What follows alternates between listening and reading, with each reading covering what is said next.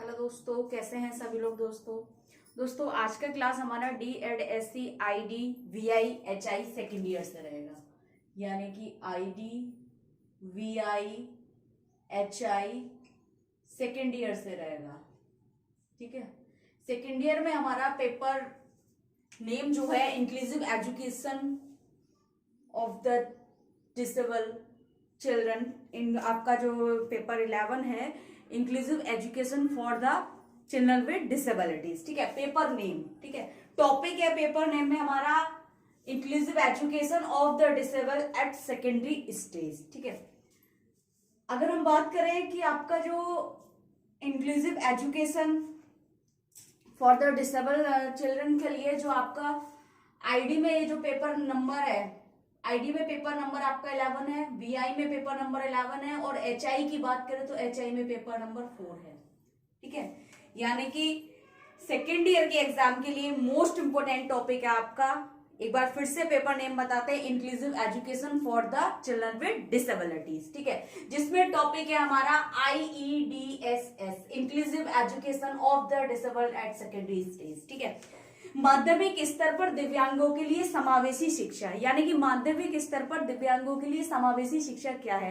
आपका एग्जाम में जो क्वेश्चन आएगा इस टॉपिक से रिलेटेड वो आपको IEDSS आएगा। SSA है, इसमें IEDSS है और एक रमसा पूछा गया है। ठीक है, तीनों में से तीनों ही टॉपिक मोस्ट इंपोर्टेंट है, तीनों में से एक टॉपिक हर साल आता है। लास्ट ईयर का आप क्वेश्चन पेपर उठा के देखिए, उसमें भी आपको ये टॉपिक देखने को मिलेगा। रमसा, IEDSS और आपका SSA, तीनों में से एक टॉपिक बनता ही बनता है, 5 नंबर में पूछा जाता है ये टॉपिक। ठीक है, तो दोस्तों माध्यमिक स्तर पर दिव्यांगों के लिए समावेशी शिक्षा क्या है। इससे पहले अगर हम बात करें IEDSS, तो इससे पहले IEDC था, यानी कि integrated education for the children with disabilities. ठीक है, या disabled children, for the disabled children, यानी कि एकीकृत शिक्षा, दिव्यांगों के लिए एकीकृत शिक्षा।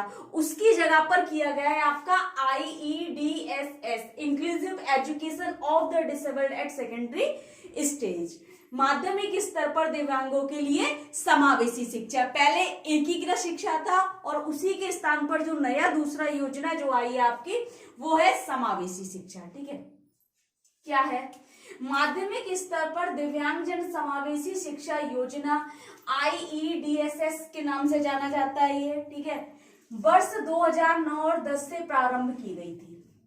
ठीक है, यानी कि 9 से लागू ये प्रारंभ हुई थी और 10 तक ये लागू हो गई थी। यह योजना दिव्यांग बच्चों के लिए एकीकृत शिक्षा IEDC संबंधी पहले की योजना के स्थान पर है। यानी कि जैसे कि अभी बताया, जो पहले की जो योजना थी दिव्यांगों की शिक्षा के लिए IEDC थी, यानी कि integrated education for the disable children. ठीक है, यानी कि दिव्यांग जन के लिए एकीकृत शिक्षा। लेकिन उसके स्थान पर जो नई योजना बनी है 2009 में, तो वो है आपकी माध्यमिक स्तर पर दिव्यांगों के लिए समावेशी शिक्षा, यानी कि IEDC की जगह पर IEDSS है। ठीक है, तो इसमें क्या है दोस्तों, देखिए स्थान पर है और ये कक्षा 9 से लेके 12 तक, यानी कि 9 से लेके 12 तक में पढ़ने वाले दिव्यांग बच्चों की समावेशी शिक्षा के लिए सहायता प्रदान करती है। यानी कि जो 9 से, अगर हम सीधे शब्दों की बात करें तो जो हमारी एजुकेशन प्राथमिक होती है, प्राथमिक कक्षा तक होती है, तो प्राथमिक हमारी शिक्षा के बाद में, प्राथमिक कक्षा के बाद में हम कह सकते हैं प्राइमरी क्लास के बाद में जो हमारी एजुकेशन स्टार्ट होती है, जिसे हम माध्यमिक शिक्षा कहते हैं, तो माध्यमिक शिक्षा को पूरा करने में मदद करती है, या उसके अंतर्गत ये योजना बनाई गई है, जिसमें 9 से लेकर 12 तक में पढ़ने वाले दिव्यांग बच्चों की समावेशी शिक्षा के लिए सहायता प्रदान करती है। अब यहाँ से आपको ये क्वेश्चन बन सकता है, ऐसी कौन सी योजना है, ऐसी कौन सी शिक्षा योजना है जो दिव्यांग बच्चों के लिए कक्षा 9 से कक्षा 12 तक के पढ़ने के लिए उनको सहायता प्रदान करती है। तो आपको पता होना चाहिए IEDSS है। ठीक है, और इस तरीके से भी क्वेश्चन आपको बन जाएगा कि IEDSS के स्थान पर पहले कौन सी योजना थी, तो आपको पता होना चाहिए IEDC था। ठीक है, या फिर इस तरीके से क्वेश्चन आ जाएगा आपका IEDC के स्थान पर अब कौन सी योजना नहीं चली है या कौन सी नई योजना चलाई जा रही है, तो आपको पता होना चाहिए IEDSS है। ठीक है, वर्ष 2013 से राष्ट्रीय माध्यमिक शिक्षा अधिनियम के अंतर्गत सम्मिलित कर ली गई है।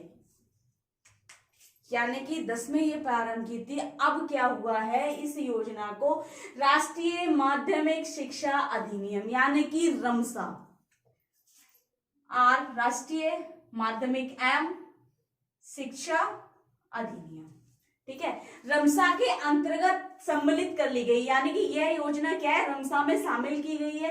इस योजना को राज्य संघ और राज्य क्षेत्र भी रमसा के रूप में रमसा योजना के अंतर्गत सम्मिलित करने की प्रक्रिया में है।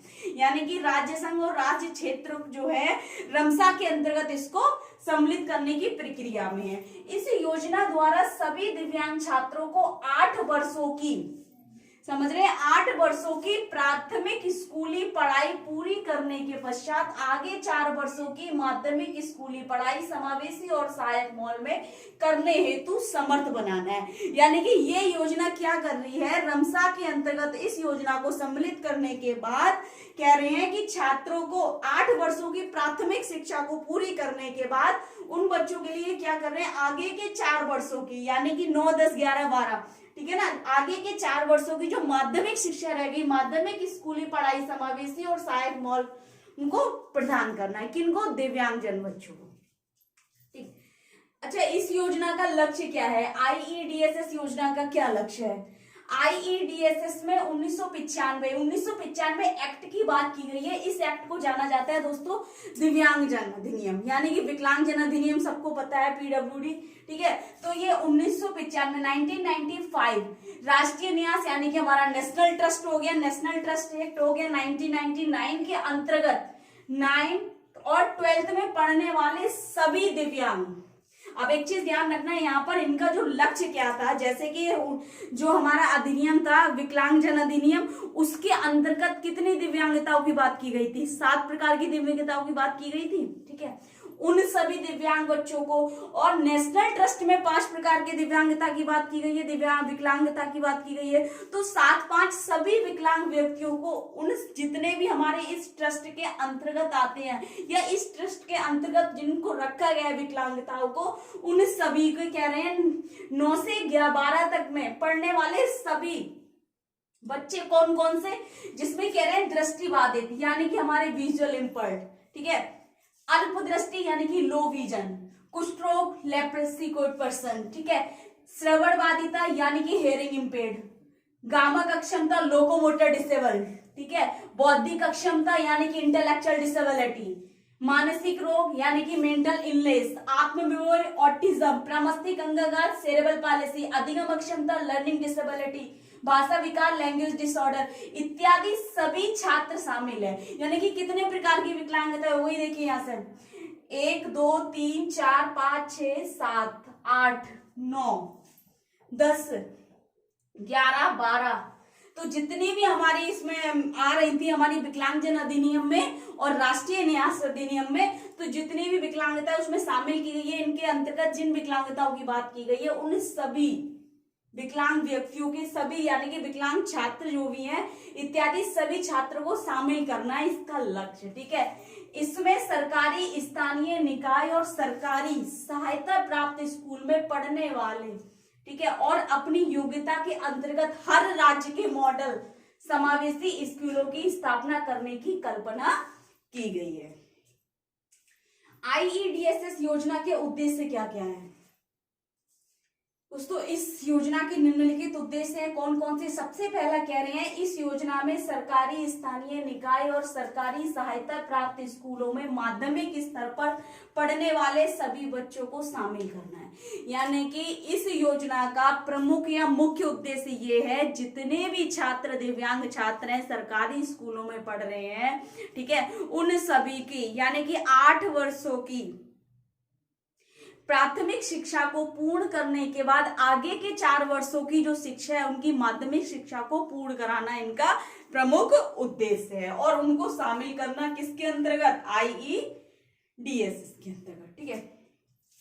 दूसरा उद्देश्य है माध्यमिक स्तर पर दिव्यांग बच्चों की पहचान की जाएगी और उसकी शैक्षिक आवश्यकताओं का आकलन करना।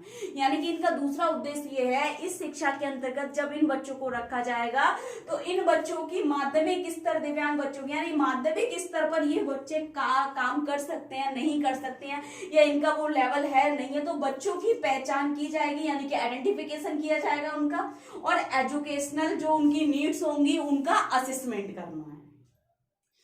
तीसरा उद्देश्य है सहायता और उपकरणों की आवश्यकता वाले प्रत्येक विद्यार्थियों को सहायक उपकरण प्रदान किए जाएंगे।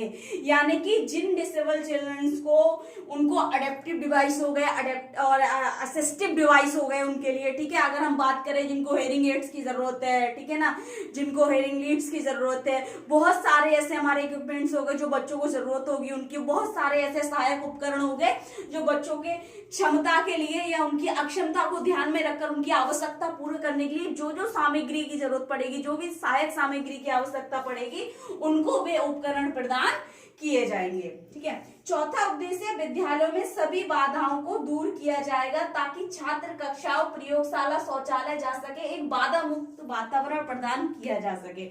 यानी कि इस योजना के अंतर्गत इस उद्देश्य को पूरा करना है कि सभी बच्चे, यानी कि अगर हम बात करें तो हमारे जितने भी डिसेबल्ड चिल्ड्रंस हैं उन सबकी अक्षमताएं अलग अलग हैं, सबकी क्षमताएं अलग अलग है, आवश्यकताएं अलग अलग हैं।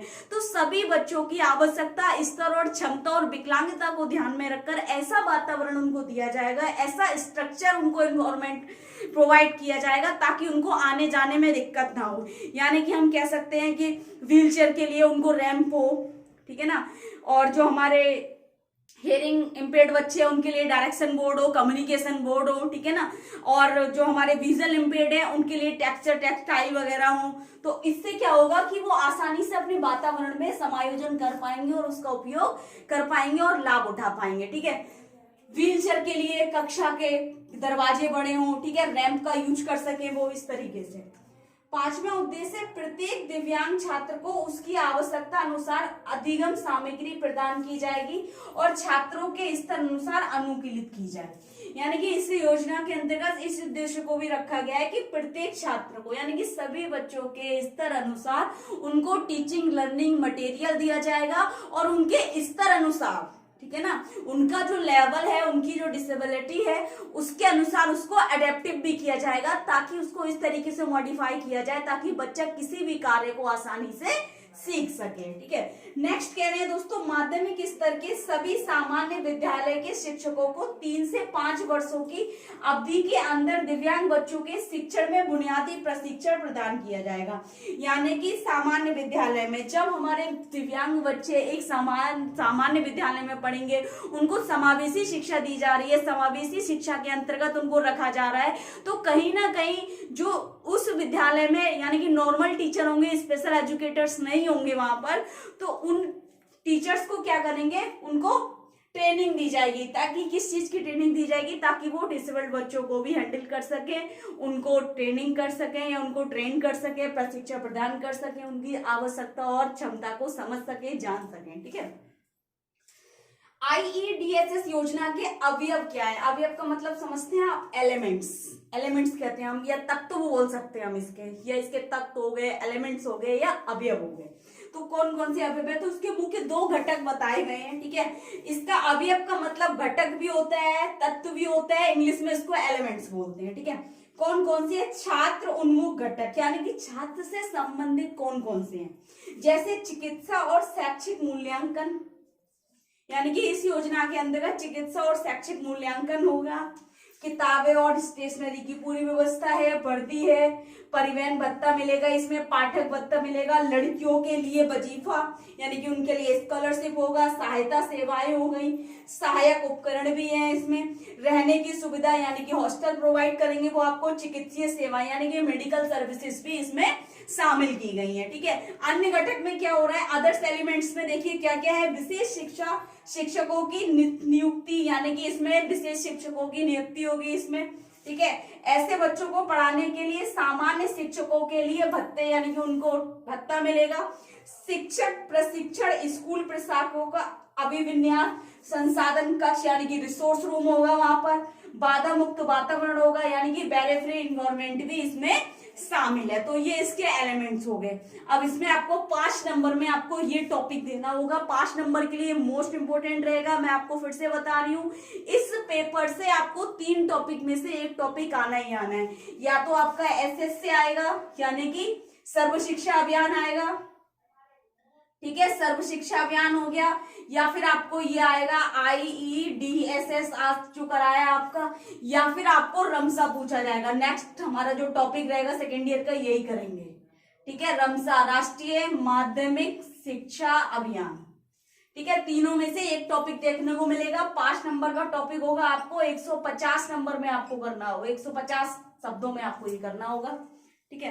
बाकी इससे रिलेटेड आपको कुछ समझ नहीं आ रहा है, कुछ डाउट लग रहा है, कुछ पूछना है, तो कमेंट बॉक्स में जाके कमेंट करें। ज्यादा से ज्यादा वीडियो लाइक करें, चैनल को सब्सक्राइब करें, बेल आइकन को प्रेस कर दें ताकि नेक्स्ट आने वाली क्लास आप तक पहुंचती रहे। दोस्तों थैंक यू सो मच।